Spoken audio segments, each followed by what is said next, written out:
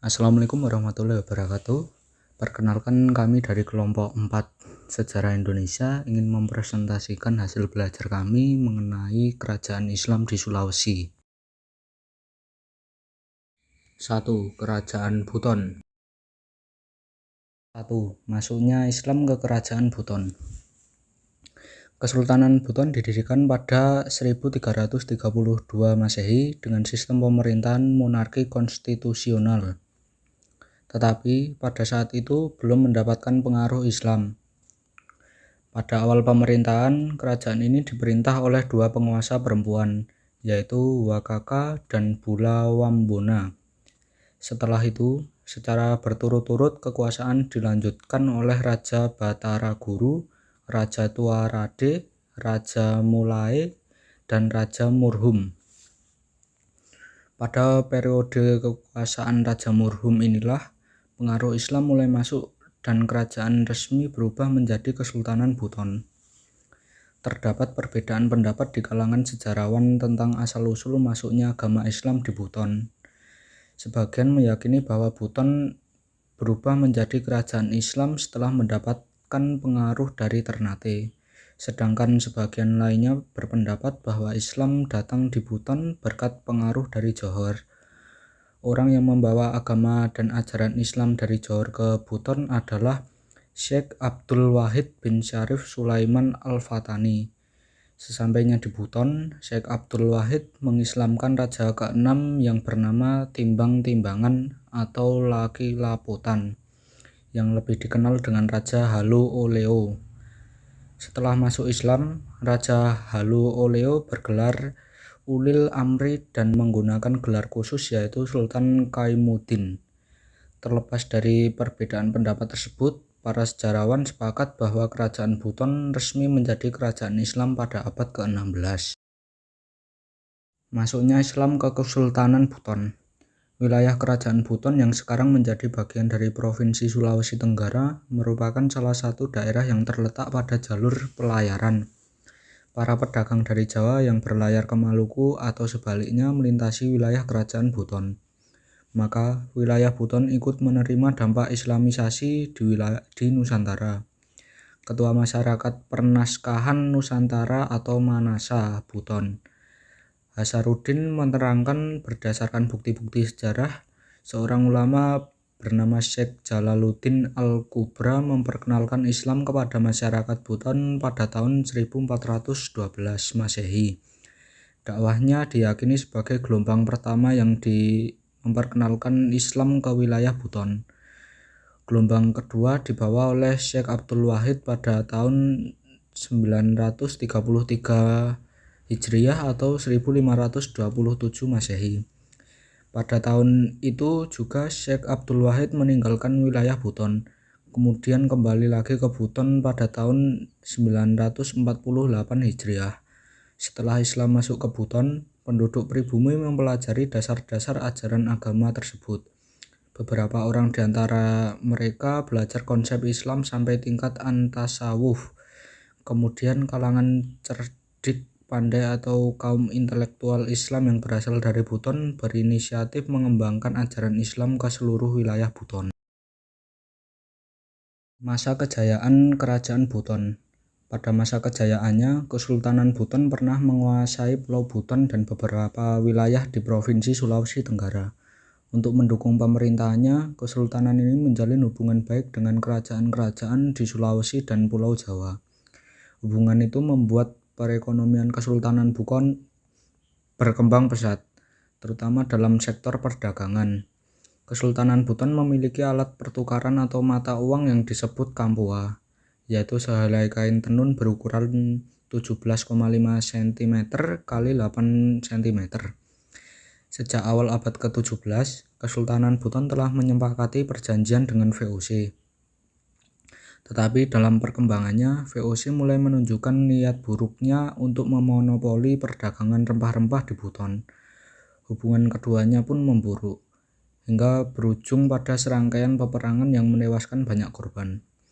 Kesultanan Buton berhasil mempertahankan kerajaannya dari gempuran VOC, bahkan sampai akhir pun Belanda tidak dapat menguasai Buton.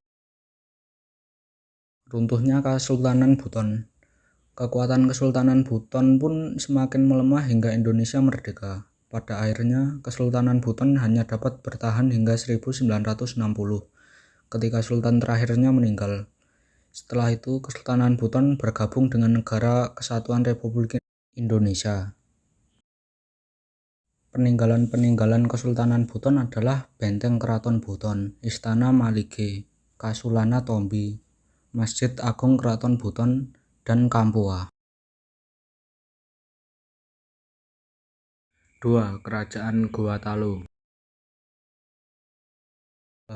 Masuknya Islam ke Kerajaan Gua Talu. Kerajaan Gua Talu merupakan kerajaan bercorak Islam terbesar di Sulawesi Selatan. Kerajaan Gua Talu berdiri sekitar abad ke-16. Kerajaan Gua Talu dikenal juga dengan Kerajaan Makassar. Kerajaan Gua Talu adalah kerajaan gabungan dari Kerajaan Goa serta Kerajaan Talu yang dimiliki oleh dua bersaudara. Pada pemerintahan Raja Daeng Matanre Karaeng Tumaparisi Kalona, kedua kerajaan ini dipersatukan. Masuknya Islam ke Kerajaan Gua Talu.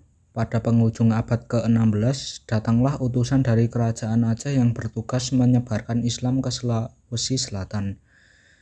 Khatib Tunggal Abdul Makmur, lebih dikenal dengan nama Dato Ribadang, seorang ulama dari Minangkabau, Sumatera Barat. Ia bersama dua sahabatnya, Datori Patimang dan Datori Tiro, dikenal sebagai penyebar agama Islam di Sulawesi Selatan. Raja yang pertama memeluk Islam di Sulawesi adalah Raja Talu. Seperti diketahui, Raja Talu merangkap juga Mangkubumi Kerajaan Goa. Adapun Raja Talu yang pertama kali memeluk Islam adalah Karaeng Matoaya. Karaeng Matoaya sendiri merupakan Raja Talu ke-8. Gelarnya pun sudah mencerminkan unsur Islam pada saat itu. Sultan Abdullah Awalul Islam Tumenanga Ri Agama memeluk Islam pada 22 September 1605.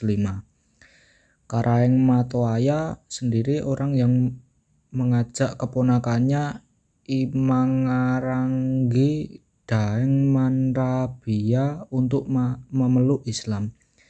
Daeng Manrabia ini adalah Raja Goa ke-14 setelah masuk Islam bernama Sultan Alauddin.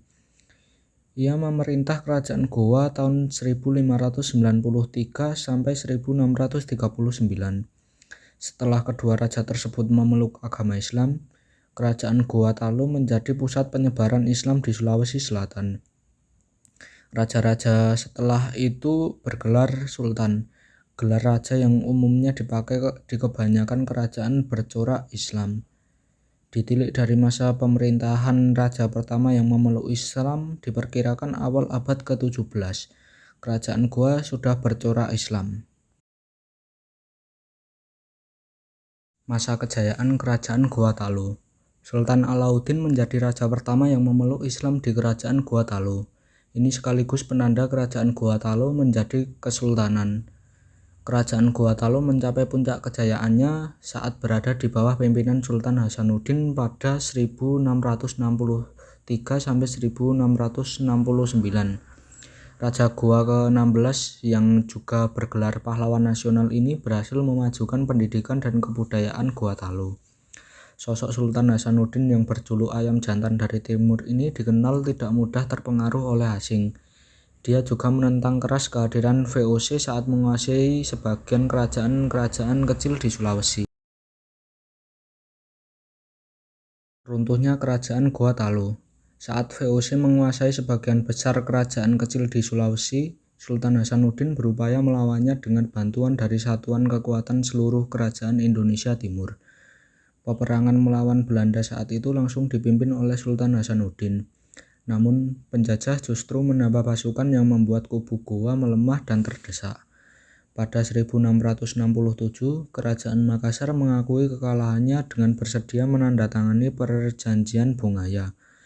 Perjanjian ini dinilai merugikan Goa. Pertempuran dengan pihak penjajah pun kembali terjadi. Saat itu VOC kembali meminta pasukan tambahan yang akhirnya berhasil merobohkan benteng kekuasaan Kesultanan Goa. Pasca kalah, Sultan Hasanuddin turun tahta dan mengundurkan diri dari kerajaan. Perjanjian tersebut disebut-sebut sebagai penyebab runtuhnya kerajaan Goa. Peninggalan kerajaan Gua Talo. 1. Istana Bala Lampua, Istana Tamalate, Masjid Katangka, Benteng Sumba Aopu, Benteng Fort Rotterdam. 3. Kerajaan Wajo.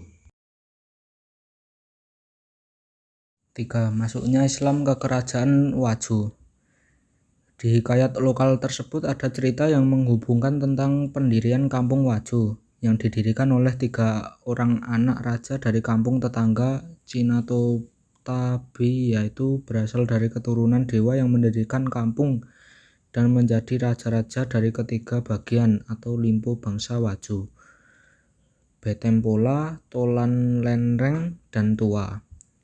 Kepala keluarga dari mereka menjadi raja di seluruh Wajo dengan gelar Batara Wajo. Batara Wajo yang ketiga dipaksa turun tahta karena kelakuannya yang buruk dan dibunuh oleh 3 orang ranreng. Menarik perhatian kita bahwa sejak itu raja-raja di Wajo tidak lagi turun-temurun, tetapi melalui pemilihan dari seorang keluarga raja menjadi Arung Matoa, artinya raja yang pertama atau utama. Masuknya Islam ke kerajaan Wajo. Terlepas dari beberapa serangannya yang mengalami kegagalan, kerajaan Gua Talo tetap berkembang menjadi kekuatan utama di semenanjung Sulawesi Selatan yang menyokong perdagangan internasional dan menyebarkan Islam. Pada akhirnya kerajaan Gua Talo berhasil menundukkan dan mengislamkan Sopeng 1609, Wajo 1610, dan Bone 1611.